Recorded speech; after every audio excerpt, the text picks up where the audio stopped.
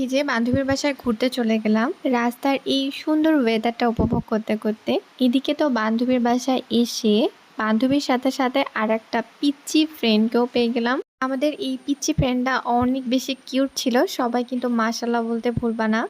এদিকে তো বান্ধবী আমার আপ্যায়নের কাজে মহাব্যস্ত, মানে যাওয়ার পর থেকে একটার পর একটা খাবার আনতেইছে আর আমি শুধু খাইতে আসি। এদিকে খাওয়ার ঠেলায় আমার লিপস্টিকও উঠে গেছে, তো সুন্দর করে লিপস্টিকও দিয়ে নিলাম। আসসালামু আলাইকুম আপ্যায়ন ভাইয়েরা, কেমন আছো তোমরা সবাই? আশা করি অনেক বেশি ভালো আছো। তো তোমাদের সাথে আমার ছোট্ট একটা ব্লগ ভিডিও নিয়ে চলে আসলাম। তো ওই দিন হচ্ছে ফ্রেন্ডের বাসায় গেছিলাম, আমরা দুপুরের দিকে বের হয়েছিলাম। তো হঠাৎ করে কেন জানি ওয়েদারটা বৃষ্টি আসে, বাট ভালোই লাগছিল যেহেতু বৃষ্টি আসছিল। আর বৃষ্টি আসলে তো বরাবরই ওয়েদার অনেক সুন্দর থাকে। তো সুন্দর ওয়েদার দেখতে দেখতে আমরা চলে আসি, বাট এখানে আসার পর আমার মনেই ছিল না, মানে আমি ভুলে গেছি বাসাটা কোনটা, কারণ অনেকদিন পর আসলে যেটা হয়। তো আমার ফ্রেন্ড দেন আসে, তো তারপর আমরা হচ্ছে ওর বাসার মধ্যে যাই। এদিকে তো বান্ধবী আমাকে দেখার পর একদম অস্থির হয়ে যায়, কি করে আর না করে। সে ফার্স্টে ওয়েলকাম ড্রিঙ্কস নিয়ে চলে আসে। এখানে এসে আমি তো একটা গল্প করার জন্য পিচ্চি ফ্রেন্ডও পেয়ে যাই।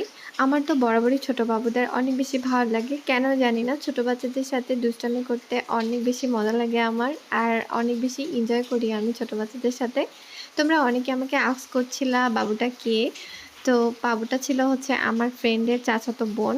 এখনকার বাচ্চাদের সাথে গল্প করলে বোঝা যায় বাবুরা যে এত বেশি চালাক হয়, বাট আমাদের সময় আমরা এত বেশি অ্যাক্টিভও ছিলাম না, কিছু বুঝতামও না সেরকম।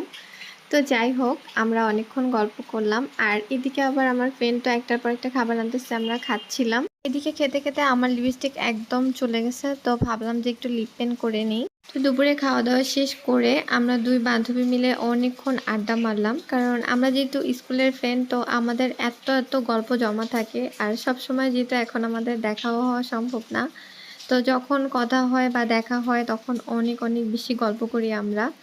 তো ভাবলাম যে আমরা বিকেলের দিকে একটু হেঁটেও আসি, তো ও আমাকে বললো যে চল তোকে হাঁটাই আনি।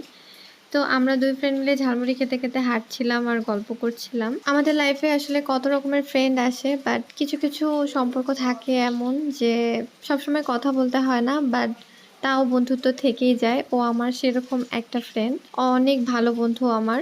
তো সবাই আমাদের জন্য দোয়া করবা।